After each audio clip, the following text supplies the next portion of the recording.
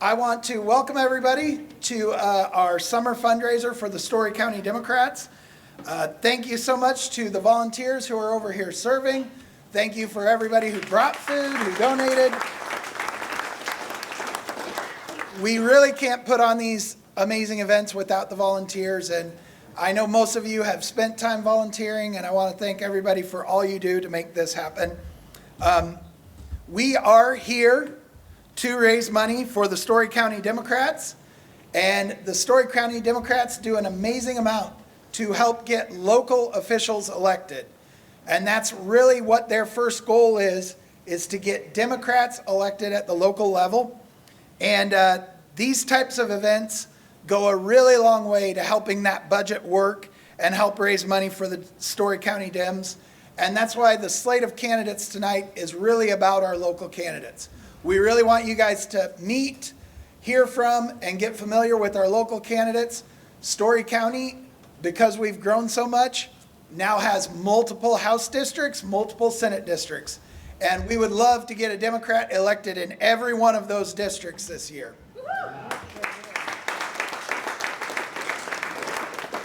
We, as Democrats, are really hitting campaign season hard. The Story Dems website does a great job of mentioning events, letting us know what's going on. I advise everybody to kind of keep your eye out on that. Maddie already mentioned the email list. Everybody here is on the email list, so hopefully you're getting those emails regularly. And now oh, here it is. There is one event that I did want to bring up that's coming up soon. On Saturday, July 19th, our supervisor candidate, Ross Eveland, will be hosting a meet and greet in Roosevelt Park here in Ames at 1 p.m. on Saturday, July 19th. You guys have probably heard multiple times by now, we do not have supervisors at large anymore. You cannot all vote for all three supervisors. No longer are you represented by all three supervisors. Boo is the right response to that. Now you only get one supervisor representing you. A lot of people are like, oh, well, now we just have that one out in the county, and they'll get to do that out in the county, and the Republicans are sure they're going to win that. Well, they forgot that Ames is kind of large, so Ross actually has a big chunk of Ames included. In Old Town Ames, around 13th Street to Main Street, is all included in that district too. And we need to get out there and help him, because having worked with all Democrat supervisors the last few years, I can tell you it's much more enjoyable when the meetings are friendly and quick and well organized and planned out. So if we can, let's get out there for Ross on July 19th.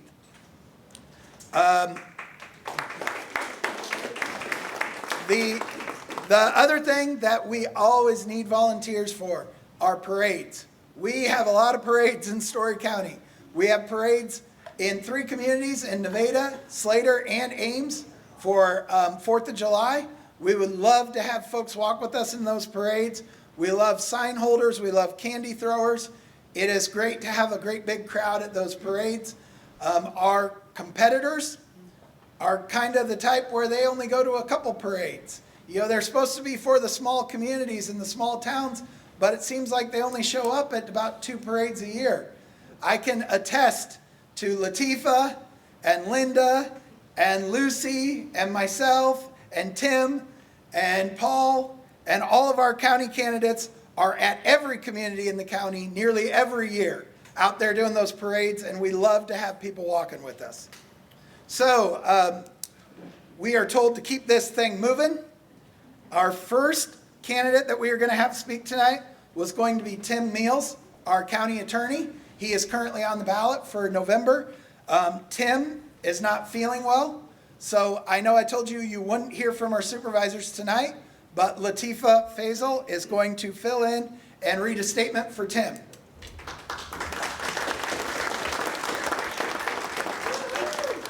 Thank you. Good evening, everyone. And Tim expresses his apologies for not being here tonight. It was really hard for him to make that decision, but I snatched his speech out of his hand and I told him to go to bed. So, as a veteran prosecutor, Tim has dedicated his life to public service to our community. He's a native Iowan and has lived in Story County for 53 years. He graduated from Ames High School, DMAC, Iowa State University, and Drake Law School while raising his 2 daughters in Gilbert. He chose to go to law school because he wanted to help keep our community safe by serving as an assistant county attorney in the Story County Attorney's Office. He was an assistant county attorney for 20 years before taking office as the county attorney. Over his 26 years in the Story County Attorney's Office, his experience growing up and raising a family in Story County made him uniquely qualified to understand that we need to make sure that Story County remains the greatest place to live, work, and raise a family. He spent his career protecting his neighborhoods by holding people accountable for the crimes they had committed and helping victims seek justice. He has mentored numerous young attorneys, some of whom are now judges, and trained law enforcement on the ever-changing law. His tenure in the Story County Attorney's Office, in his tenure as the Story County Attorney, he's reconstituted the Office of Victim Witness Assistance by hiring 2 full-time victim witness coordinators. While he believes that offenders need to be held accountable, he also recognizes that some people come into contact with the criminal justice system only because they have substance use disorders or mental health issues. To that end, he promoted alternatives to prosecution or incarceration. The Story County Alternatives Pre- and Post-Arrest Diversion Program has had 441 individuals participate in the last 5 years. Story County's mental health court went live in 2024 and has just last month had its first graduates from the program. His priorities are to protect our communities through enforcement of the law, to provide sound legal advice to the county and its officials, and to promote alternatives to prosecution or incarceration for those with substance use disorders and serious mental illness. Over the past 6 years, he's maintained and recruited a great team of attorneys and support staff to assist him in his goals. He appreciates all of the help and support you have given him in the past, and he humbly asks for your support and your vote this November. Thank you.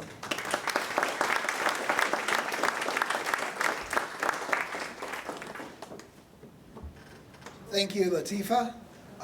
I did not get a chance to talk to all of the candidates who are speaking tonight, but I will mention, when you get to close to your 5 minutes, I'm going to start sneaking up those stairs and just getting a little bit closer to you. I'm not as stern as John Klaus. I won't pull the mic out of your hand, which I appreciated the night he did that. It was a deserved situation, but for all of our candidates, let's try to keep it quick and keep it moving. It's a nice night to get back out there. So up next, we have Ben Olsen, who is running for House District 48.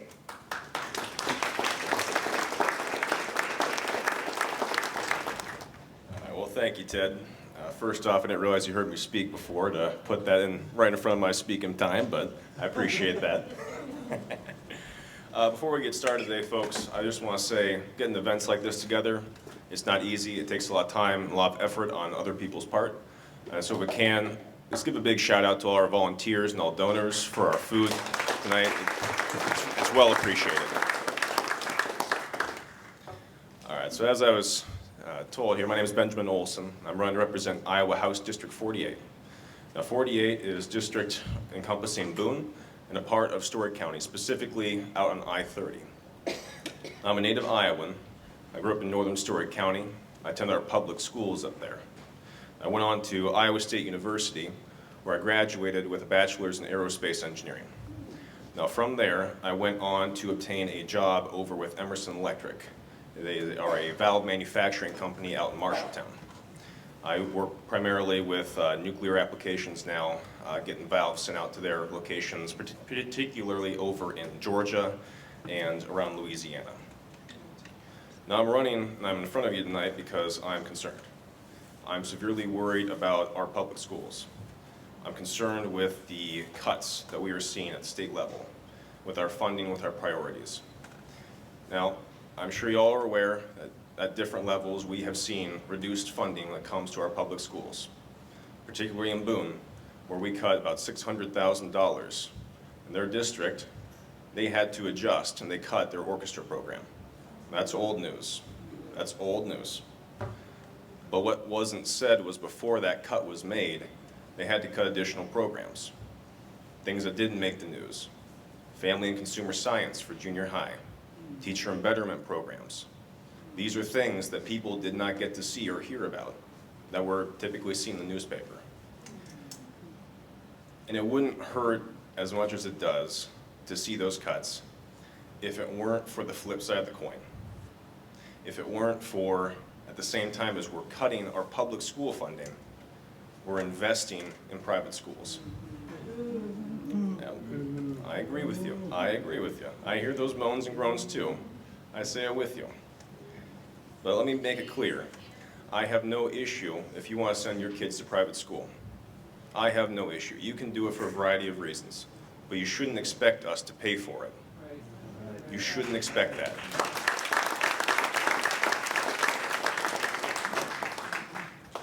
But education's not the only reason why I'm up here today either. We have a serious water quality problem. We all know it. We're all Iowans, and unfortunately, that indoctrines us to understand that we have a serious agricultural runoff issue. We have high nitrate levels. Now down in Des Moines, they got that heavy-duty filtration system for their waterworks. Arguably, it's one of the best in the world, if not the best. And they can't keep up. They haven't caught up this year, they haven't caught up last year. They've issued warnings already for water usage. Now they got that. They got that water system down there. How do you think the rest of us are doing in the state? I'll give you a hint. It's not good. It's a serious concern. It's a public health concern, and it should be addressed. But we have to address it while working with our farmers. We need their help to do this, to work together to solve this issue. That's how we have to solve it. But this should be a priority, and we have methods to solve it. The United States Department of Agriculture, they have different methods and articles outlined for how to address this issue. Hedgerow crops, rebuilding wetlands, filtered drainage tiling, but mainly the application and timing of our fertilizer. That's the biggie. Not having it run off when the ground thaws, not having it applied when heavy rains are coming to wash it away back into our main waterways. These are things we can do. These are things that we can fix. They are well within our grasp. What frustrates me the most about both our public education and our water quality is that these are nonpartisan issues. These things affect all of us. They should be addressed. They should be easy to solve, but unfortunately, the priority of the state has not been there. So I'm running, and I'm in front of you because I want to make that difference. I want to see that change because it's going to affect everyone. And it's important to make that difference. So what I'm asking of you is talk to your neighbor, talk to your friends, talk to your family, people that live around you about the issues that we are facing as a state. We're all in this boat together. Sink or swim. So folks, let's be the difference that we want to see in this state. Let's be that change. My name is Benjamin Olsen. I'm running to represent Iowa House District 48. Thank you.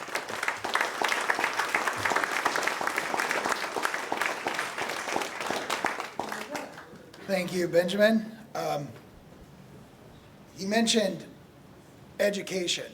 And as the county treasurer, I don't have a lot to do with education, but I had an opening in my office. And to tell you the lack of support of education, our office is a great place to work, but we normally don't get teachers that apply for openings in our office. This last round, we had 4 or 5 teachers apply for jobs in our office because they feel like they are completely unsupported in the education area in public schools. So it is filtering all the way through. And on that happy note, we'll bring up somebody who is doing her best every day to make a difference on that. Our current representative for House District 49, Beth Wessel-Kroeschell. Thanks, Ed. Thanks, everybody, for being here. It's a beautiful night out, and I don't think I'll take up my whole 5 minutes. I'm not going to go over my resume because I've been around a while, and I think most of you know me pretty well. I will say over the past several years, it has been like we have been climbing a steep hill, and I think we've all experienced that. In the legislature, we've watched bill after bill that we know hurt Iowa families.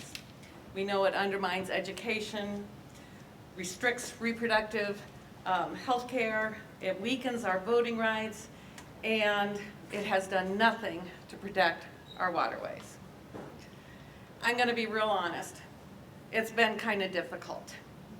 There are days when I leave the Capitol and I think, how much longer will Iowans put up with this? When will they say enough is enough? But this year I truly believe that the wind is at our back, that we have momentum. We have an incredible slate of candidates. You haven't been paying attention. Take a look up and down the slate, from U.S. Senate candidate and all the way through to our county seat races. People are paying attention. They're seeing their schools struggle because of chronic underfunding. Healthcare is harder to access, and our young people are leaving because they don't see opportunities here. Iowans are ready for new leaders who will listen, solve problems, and put people ahead of politics. And I'd like to emphasize new Democratic leaders. I believe Iowans have had enough, and that truly gives me hope. Every campaign matters, and everything that you do matters, from baking bars and bringing them to a fundraiser, to organizing the fundraiser, to working the fundraiser, making the phone calls, going door to door, your donations. Every single piece of that matters in how we come across and how we win in November. This is how Democratic candidates will be introduced, is by raising money and being around. When we work together, we can win. We've done it before. We can do it again. So let's commit ourselves to doing everything we can over the next few months. Volunteer, donate, encourage your friends to get involved, support our candidates from the courthouse to the State House to Congress. I know that together we can restore balance. Thank you for believing in this work, in my work over all these years, and thank you for being a part of this team. Let's get together and win. Thank you.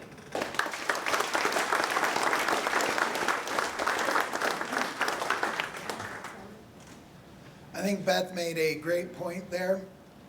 Everybody in this room is already involved. Everybody in this room, I'm sure, has volunteered to door knock, to donate. But we're going to ask you to go one step further. Invite your friends. Convince your neighbor. Get somebody to come with you, because a lot of people are fed up, and this is the year to recruit them. This is the year we can start to build back. All right. Our next candidate and current office holder is Ross Wilburn, who is the current rep for House District 50 here in Ames. So welcome, Ross.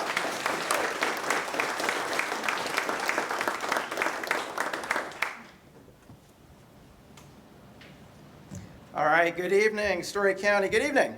Good evening. There we are. You get a little sugar in you, and then that kind of wears off a little bit. So, Ross Wilburn, and so proud to and honored to have been elected and reelected, and I hope this fall reelected again with all of you and all of your works, and bringing, as Beth said, a team, a greater team, to help fight for you, fight for everything that Iowa House Democrats have been fighting for. Not going to do the resume, just been working hard for you on all the committees and trying to push back. We've slowed a few things down, but they've pushed a lot of harmful things bad for Iowa and Iowans. In fact, as a matter of fact, there was a Supreme Court decision today, and that's why I'm a little late getting here, related to protecting victims of domestic violence. The question basically comes down to, does someone who's been convicted of domestic violence, do they have a right to a weapon? And it wasn't finally decided in terms of yes or no, but a range of the state may have an interest if the domestic violence occurred a week ago, but it doesn't 12 years from ago. So it's a pretty wide range, and it's it's leaving it up again to the legislature to decide that. So it's critical that we get more folks in the legislature that are going to listen to you all. They're going to be thinking about Iowa and Iowans, and I concur with Beth that let's get this great slate of Democratic candidates forward to do that. And we can do that with your fight and your work. So when it comes down to Iowa House Democrats, we've been fighting for everyone, every Iowan that's been left behind from 10 years of Republican one-party control in both chambers as well as the governor's office. But you know, we've been fighting for public education, affordability, and quality of life. And you know, we've got a great candidate, our statewide candidates too, and you know, Rob Sand's been doing a phenomenal job. I think so. What about you? Rob's been talking about Iowans want a better, truer Iowa, and I concur with that. Iowa is better when there's opportunity for high-quality paying jobs. Iowa's better when we are using public dollars to fund public education, and if you're going to have these, you know, these vouchers, which we think need to be rolled back and eliminated, that there's a minimum, there's got to be some type of accountability. We're better, education is better when that's going on. Iowa's better when we've got good health care and access to health care, not giving, you know, protecting, you know, the big pharma from being sued when someone has, yes, exactly, when someone's been negatively affected by, you know, chemicals and the poison that's in our water. Iowa is better when we have an opportunity, whether it's younger or older, that people are feeling safer in our senior living facilities, and that young people are feeling safe. We are just better when that happens. Iowa is truer when we are doing that neighbor-to-neighbor thing and helping each other out, not just in times of natural disaster and crisis, but on the day-to-day opportunities, that we are truer when we are valuing the input of Iowans. We are truer when we are not pointing to one particular part of our community and saying they are the reason to blame for all of your woes in life. And yes, I'm talking about the LGBTQ community. We are better and truer when we're doing those things. That's the neighbor-to-neighbor thing. You know, I was watching President Obama's the dedication of the museum, and I'm looking forward to heading up there next Wednesday or Thursday. I'm going to try and squeeze in to get up there. I can't remember which day my ticket is. I just downloaded it. I'm so excited. But, you know, and listening to him talk, just a reminder that things seem and have been bad, but they've been bad and seem bad historically. Know your history. But what happens when people get pushed too far, when people are not valued, they look to each other and lift each other up. And that's what we're going to do. I know we can do it. We've been doing it all summer. You may think that you don't have a microphone like this, but there are a lot of ways that you have a voice and you have a microphone. When you write a letter to the editor, you are using a microphone. You are using your voice. When you knock on a door and maybe you aren't able to persuade the neighbor that, you know, to tell you who they're going to vote for, but you are showing up at their door and letting them know that you believe in them and you believe in us, and we can do this together if you vote, and vote in a way that's going to lift everybody up, not put people down. So those are ways we can use our microphones, and it's showing up at parades, and it's donating, and it's just from now through November and beyond. We can do this together. Are you with me? Can we do this, folks? Yeah. I know we can. I know we will. That's the neighborly thing to do. That's the Iowa you and I know. So let's be Iowa, standing for people and opportunities for everybody. Thank you. Thank you, Ross. I want to shout out quickly a thank you to Ross and Beth and Herman, who serve up there every day. Sadly, most of their days are spent just trying to keep bad things from happening. And I will go down there fairly regularly, and I'll mention a bill, and they'll just kind of, I don't know what they're thinking on that one. I'll try my best to help you out. A quick example, our friends on the other side of the aisle mentioned they're always for the free markets. They're always for the free markets. Well, about 25 years ago, counties did not have any banks that wanted to hold our money. They didn't want to hold city money, school money, or county money because you're required to insure that at 100%. It's public dollars that has to be protected. Those banks did not want to hold that money at the time. We were coming out of the Iowa savings and loan scandals. We had some other things going on. So the schools, cities, counties, and other municipalities got together to create a fund that we could all donate to together and earn a great interest rate on. That fund has been around and it's been doing wonderful things for a safe place to keep the money for these public entities. Well, about 6 years ago, after 2020, the market was flooded with dollars from PPP loans, from various loans and various things President Biden made at the federal level to try to make things go. Banks got a lot of that money from their private customers. They flat out told us they didn't want our money. They said the best rate we can give you is about 1/10 of what IPATE, which is our public agency investment trust, could give us. They told the schools who have their own investment trust, we don't want your money. Well, the economy is always moving. The market is always going up and down. And while they might say that we want to let the market determine things, this year the banks decided they wanted our money. But they didn't want to give us as much interest as IPATE did. They wanted our money, and while IPATE might give us 3.7%, they wanted our money at 2% or 1.7%. And they tried to pass a law that said counties, cities, schools cannot put any more than 25% of their money into these funds. So in Story County, we have a balance of around 25 to 50 million most of the year. If we were told that we had to get, instead of 3.6, 1.6%, that is 2 percentage points for a year.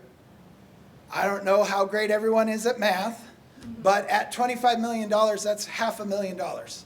$500,000 that they just wanted to yank out of the Story County budget. City of Ames actually has a little bit bigger budget than us. They carry a little bit more funds. That'd be over $500,000 they would yank right out of Ames. They would pull that out of the Ames School District, the Gilbert School District, all because they were lobbied by the banks that said, we need that money. We need that money to make loans, but we don't want to pay the price for that money. So it's bills like that that probably nobody in this room heard about, but lots of Republicans who got donations from the Iowa Bankers Association supported. You guys might have heard that our previous lieutenant governor left his job as lieutenant governor, and does anybody remember where he went? The president and chair of the Iowa Bankers Association. Interesting how those things work. So I appreciate Beth and Herman and Ross so much. They help all they can. They do all they can. I really want to see Benjamin and Teresa and Cynthia down there too. I would really like it when I go down there to have like a list of 6 that represent Story County that I get to talk to. And to help make that happen, we are going to start the Hat Pass. And Maddie, our great county chair, is going to explain to you just where some of that money that you donate to the Story County Democrats goes to and what it gets spent on.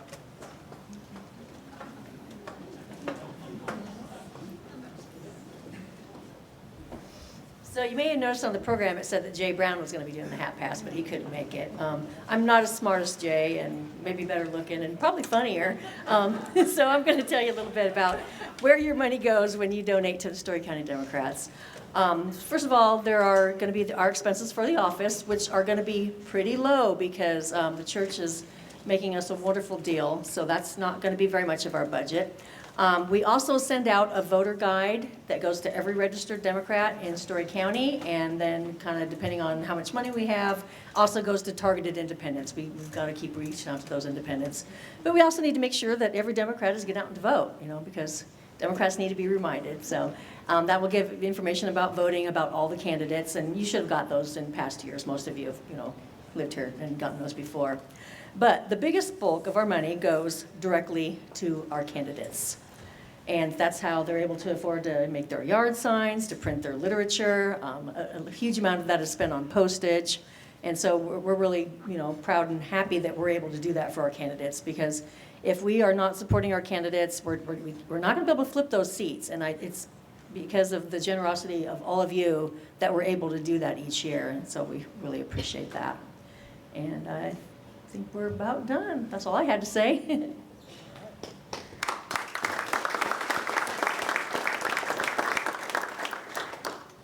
And this is a quick plug to consider, if you ever want to help spend that money, we are always looking for Story County Central Committee members who can vote on that. So come to your next caucus, volunteer to run for Central Committee, and they help determine that budget every year.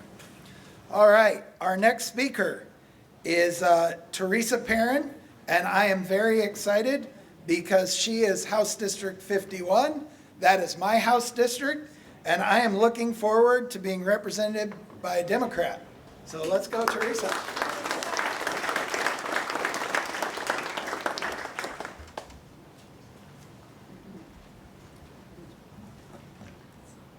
Thank you to the Story County Democrats for putting this event on and all that you have done for me and the other candidates. Thank all for coming to this fundraiser.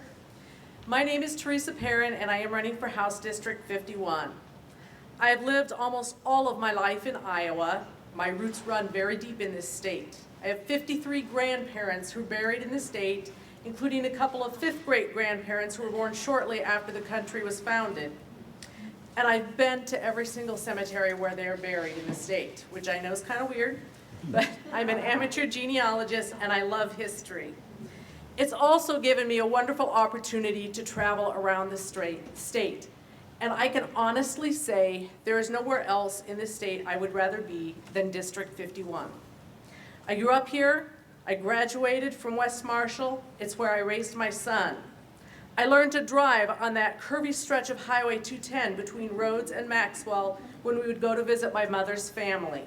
This is home. Never could I have imagined myself running for public office. I was content to keep on teaching high school English and live on my acreage with the goats.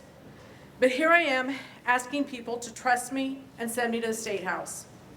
I started this journey almost 9 months ago with the idea that we just can't give seats to Republicans without having a Democrat running against them.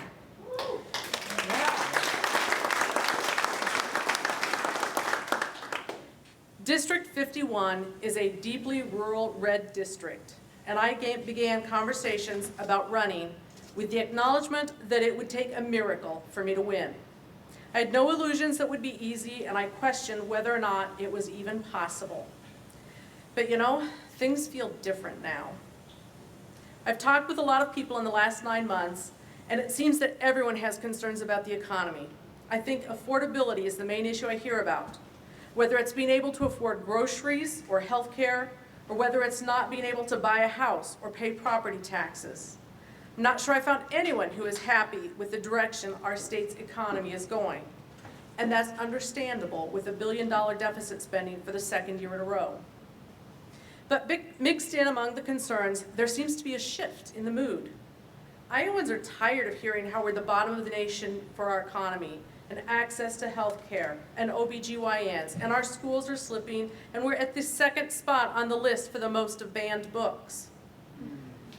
Iowans are tired of hearing about poor water quality and rising cancer rates and farm bankruptcies and Republican leadership doing nothing about it.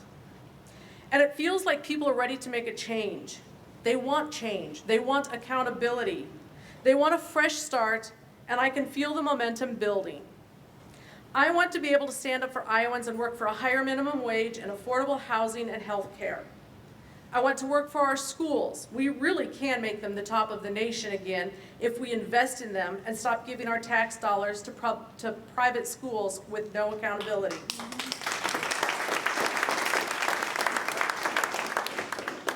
I want to work for our farmers, protecting land from eminent domain for private businesses, and standing up to the lobbyists so that farmers can start diversifying crops again. I want to support farmers improving conservation practices. I would love to see Iowa growing more of its own food. How crazy is it that we import 90% of our food? And you know, it's time to do something besides monitor water quality and build bigger nitrate removal systems. We need to actually stop it from entering the waterways. There's a lot I would like to work towards, and I no longer think it will take a miracle to win District 51. Did you know, in the primary, there were more people who voted for someone other than Brett Barker than voted for him?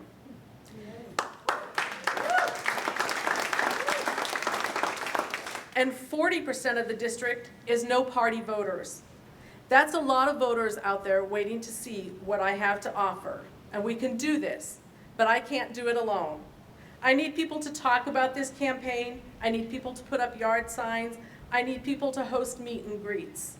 I need people to help with door knocking. I need people to vote. And together, we can all do this. Thank you.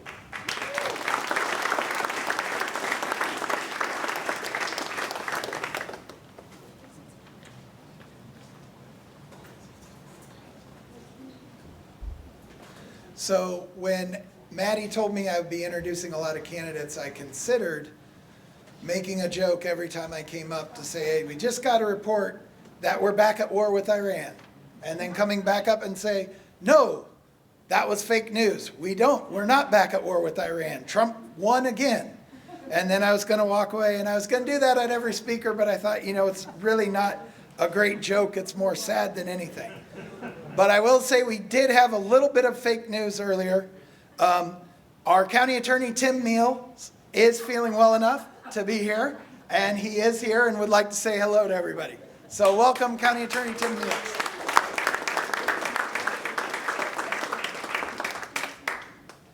Well, I wasn't feeling the best earlier, and somebody told me I should stay home.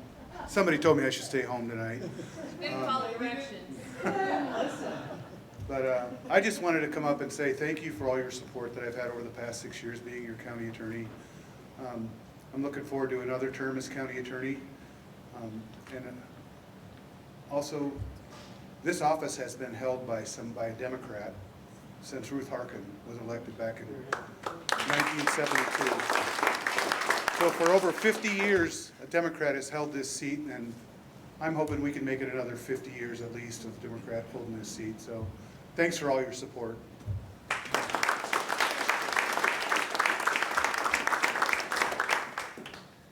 Thank you, Tim. Our next candidate is for House District 55, and it is Cynthia Oppedal Paschen. So welcome, Cynthia.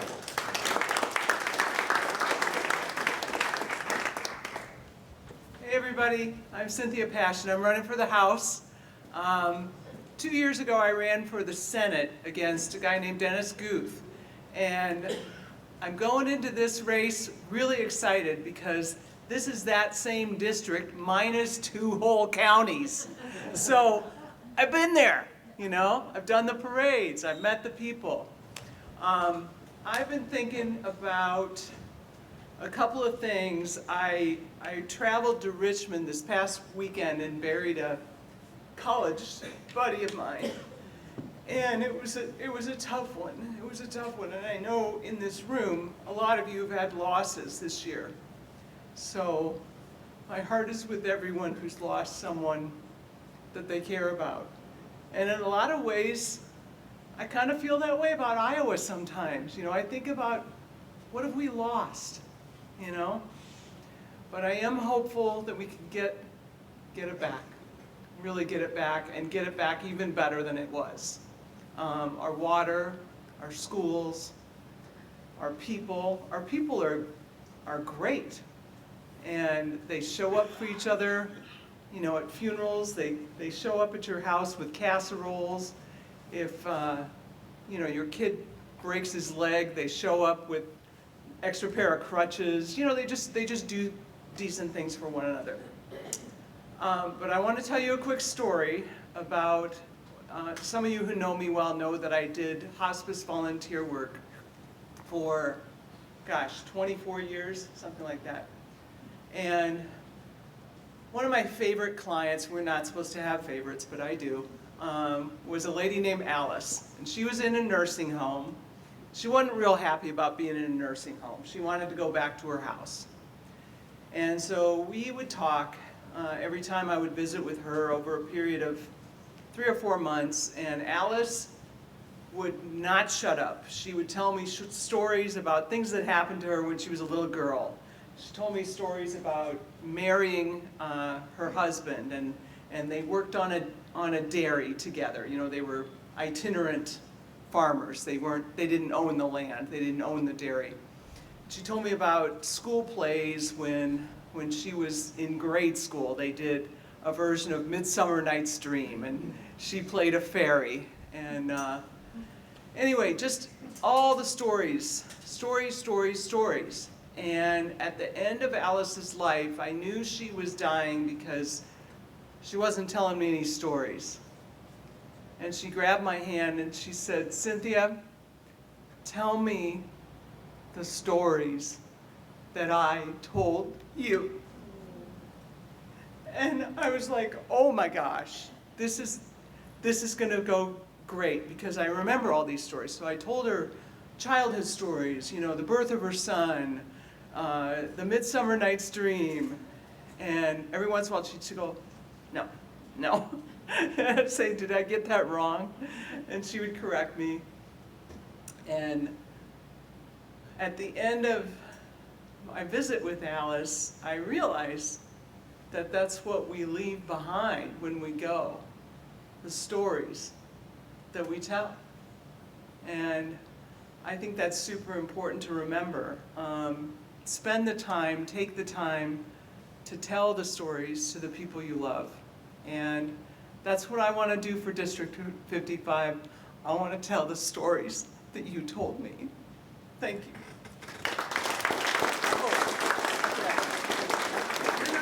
Am I at 5 minutes? Oh, you've got 1 minute and 20. Woo! Okay, I want to invite everyone to our Farm and Jewel on Saturday, August 1st. I'm going to be hosting Chris Jones, candidate for Secretary of Agriculture, at my 8-acre farm.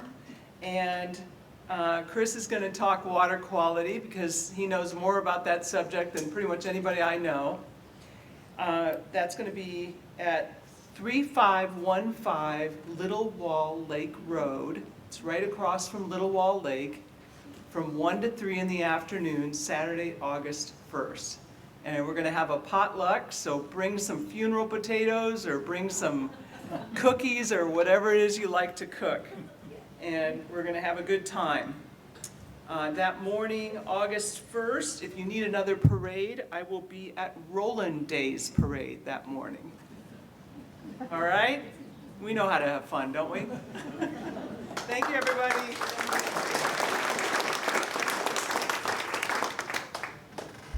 Okay, our next speaker is another current office holder, our senator from Senate District 25, Senator Herman Quirmbach.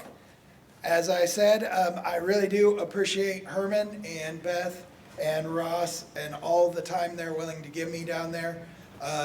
It'd be great to have some more friendly faces down there joining them next year. I'm pretty sure Herman's goal is to chair a committee again, right? Let's make Herman a committee chair.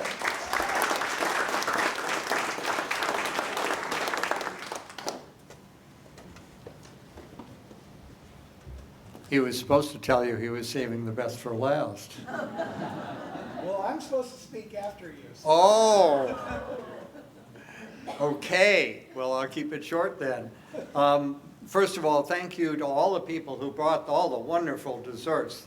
That was terrific. I don't know what I'm going to go home and have dinner for, but I've had dessert, and it's wonderful. Thanks to everybody who's done all the other things necessary to put tonight on and set up and clean up and advertising, the whole thing. And of course, all the folks who've chipped in to help out our local candidates. Running for office does take some money. It takes, a couple of pairs of shoes as well. And I'm sure we're going to be wearing out those shoes. I am running again for State Senate, District 25. I have to tell you, right now I don't have a Republican opponent, They could still put one on the ballot as late as the end of August, so can't take anything for granted, got to get out there and do the work. But mine is the only Senate district in Story County that's up this year, okay? So if you're looking for action for the legislature, you've got 5 House candidates here in Story County, and aren't they all terrific? Let's give them all a hand.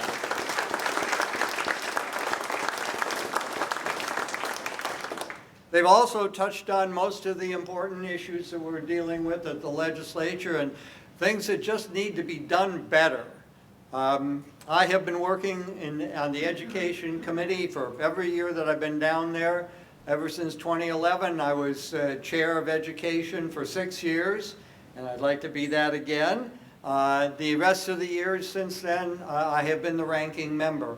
So I've been involved up to my eyeballs and beyond with education, and it's not going well.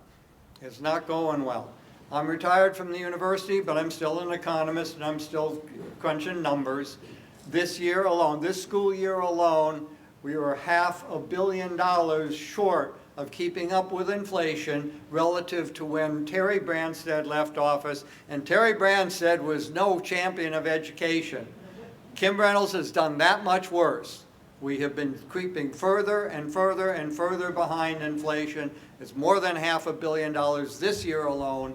The universities, the community colleges, they've fallen short as well. We need to do better. We need to make that investment. We need to pay our teachers. We need to pay them decently so they can afford to stay in the profession. No offense, the treasurer's office is a great place to work, I'm sure, but we need those trained educators in the classroom. We also need to make sure that when they get up to teach, they're free to teach the whole range of topics.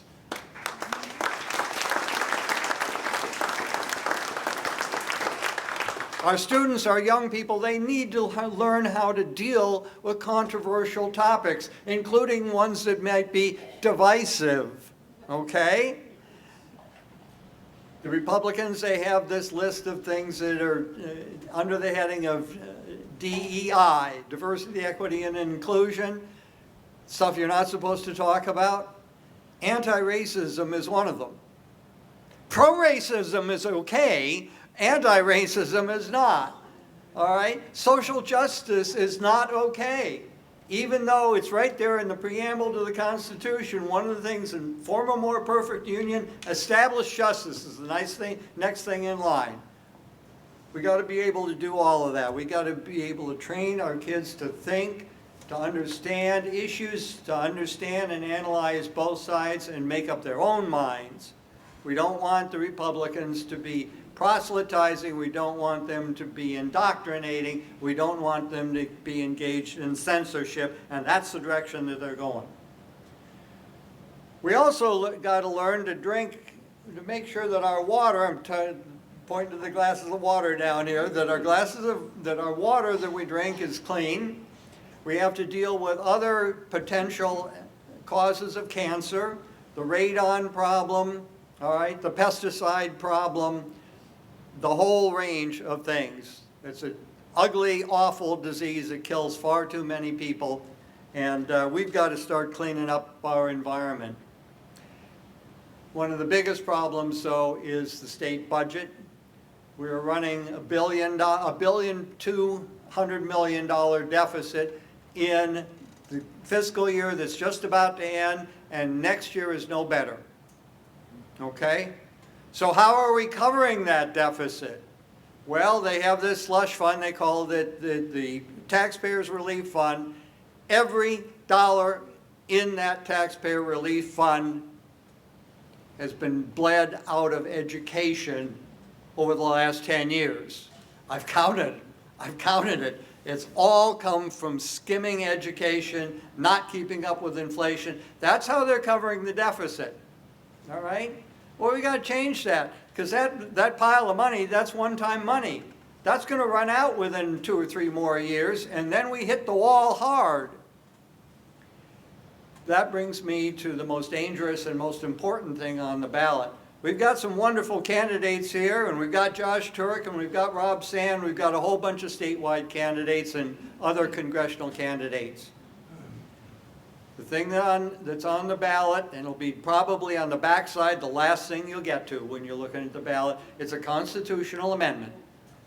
That constitutional amendment, if it passed, would require a 2/3 vote in both houses of the legislature in order to restore any of the income tax cuts that so much benefited the wealthy, so much were targeted to the high-income people that the Republicans passed for their wealthy friends 4 years ago.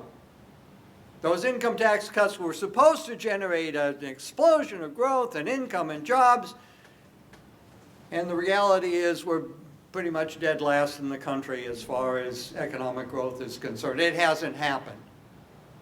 So if that constitutional amendment passes, we're going to be locked in to the lower rates because only 17 senators, 150 members in the state legislature, only 17, barely 10%, could block any correction to that awful policy.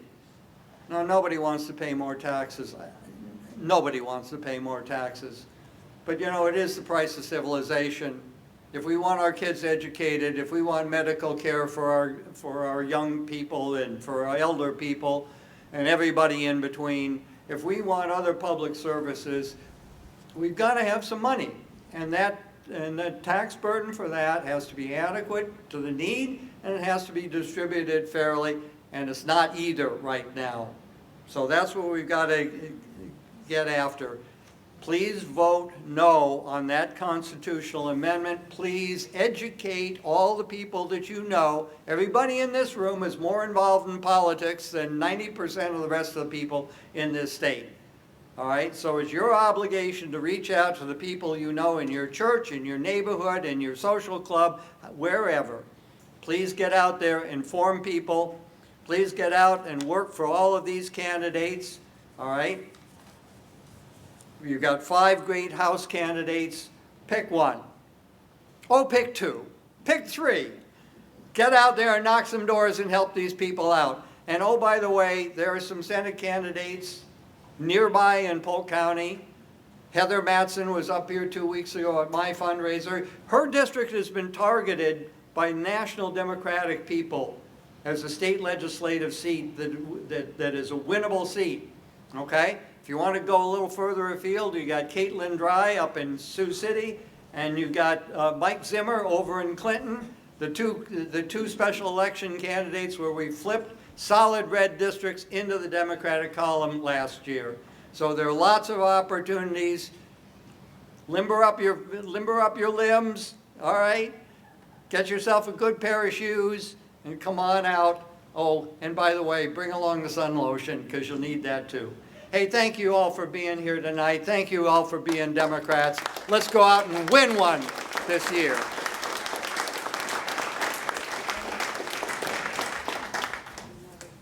All right. What Herman mentioned there, if you know the letters that you received from me, they're the property tax bills.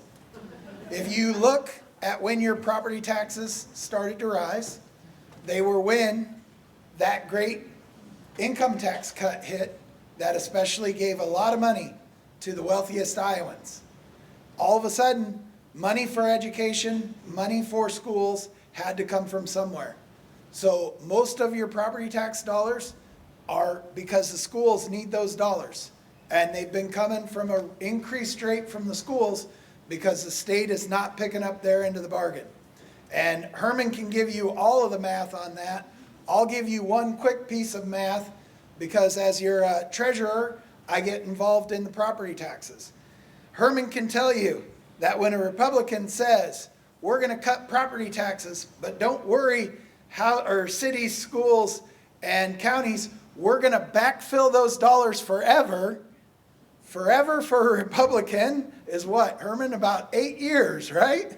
Maybe a little less. I think it was 6. They said, actually, we're not going to backfill those dollars forever. We're going to phase those backfill dollars out in about 8 years. Well, those were supposed to get phased out in the next couple of years. 4 cities, 4 schools, 4 counties. Well, a few years ago, we got money from President Biden, again, to help build things back after COVID. The state received a giant amount of money, and it could only be used on specific things. One of those things was education.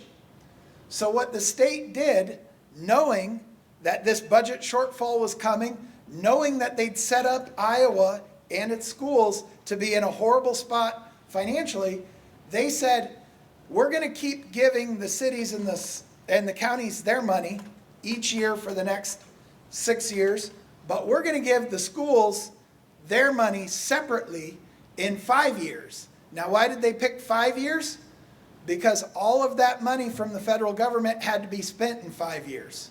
So they took that money that they were going to backfill, and they took it from the federal government and were able to backfill the schools, and they did a calculation and they said, instead of getting that total that you would have gotten in 6 years, we're going to give it to you in 5 years. That was just another way that they knew this all was coming, but they wanted to get around it. They've known it's coming, and they continue to choose to not help public education. They continue to choose to cut it, to cut the legs out from under it, and to make it harder for our educators to do a good job. So we are a few minutes after 8. Maddie promised me that as the last person of the night, I could go until 8:30. So I'm sure you all want to hear me speak for another 29 minutes. But I'm going to keep it real short. Don't worry. I know everybody has fun things to do on their Friday night. As I said earlier, I am your county treasurer. The county treasurer is in charge of collecting and safeguarding all of the revenues for the county. And we hold all of the money for the county, but as you know, with the property tax dollars, we also collect on behalf of the cities and the schools and the hospitals and the AEA and the community colleges, and we distribute that money. So with all of those property tax dollars, with the money that we collect on behalf of the DOT every year, between $250 million and $300 million goes through our office every year. It's a very serious position. It's a very serious office. I like to joke, I like to have fun at these events especially, but what we do there really matters to all of those entities. I like to tell any group that I talk to that Story County, we are incredibly lucky. We are lucky because we have great elected officials, we have great department heads, we have great staff and workers across the county. We all work really well together. We all understand our role. We all make sure that everything happens so that you guys get great government. You guys get great service. We make sure to work with our cities and our schools as well as we can. And it is very, very important that we keep that going, that we continue to work as well as we can together. And that's why we always ask you, go all the way to your bottom of your ballot. I want you to vote up here at the top, and I want you to keep going all the way through, all the way to the bottom. I don't know if I'm the last one on the ballot, but I'm darn close. So please vote that whole ballot. And as Herman said, vote no on that last amendment. I don't really want to talk about other counties, but if you pay attention to KCCI or WHO or the Des Moines Register, you know that there are a few counties, and one in particular in the metro, that is struggling incredibly. They've had multiple auditors, multiple treasurers. They've had elected officials arrested. They have elected officials suing each other, elected officials investigating each other for voter suppression. And that is what has happened in a lot of places where we have not elected serious people that want to do the job of government. Serious people that want to show up for their citizens and get government done. And it's sadly beyond just the county level. As our office holders and candidates can attest, it's at the state level, it's at the federal level. I gave my mom a ride tonight. My mom worked at the USDA labs here in town for years. And years ago, she used to do a thing where they would send samples of cattle that had been dipped at the Mexico border before we brought them in. And somebody in Washington, D.C. that is not a serious person might look at that and say, why are we doing anything like that? That's dumb. Let's cut that. Something like, why are we worried about flies in Guatemala? Let's cut that. If you haven't been paying attention, that is the source of the screwworm that is now causing $1 billion of damage to our cattle in Texas. That's what happens when we get serious people or unserious people across the board in positions they're not prepared to take seriously. It is a very scary time for what's going on in Washington, what's going on in Des Moines. You guys are out here, like Herman said, probably 90% more informed and involved than anybody else in our public. We need you to stay active. We need you to go out. I know that sometimes social media is hard. Go out, like a candidate's page. Follow a candidate's Twitter. Follow a candidate on Instagram. Follow them on Facebook. Follow them on Blue Sky. Every time you get out there and follow them, it's real easy to do, and hit like when they post. That gets those things moving. If you can, volunteer to make some phone calls. Not that anybody answers the phone anymore, so maybe you'll volunteer to make some texts and send out text messages. Volunteer to knock doors, volunteer to walk in parades. This is a huge year. I'm sure there are a lot of folks in here who have heard this more often than me, that this is the most important election in our lifetime. For Iowa, I really feel like if we can't get out there and get Iowa back, like Cynthia said, like Teresa said, if we can't get them back now, we're going to be really struggling. We cannot let the Republicans have even 2 more years of control down there. We need to get Rob elected. We need to get Teresa elected. We need to get Cynthia elected. We need to get Benjamin elected. We need to send Beth and Ross back down there. We need to do everything we can as Story County Democrats to start turning the tide. We got to make things blue down there again, or we're just going to keep sinking.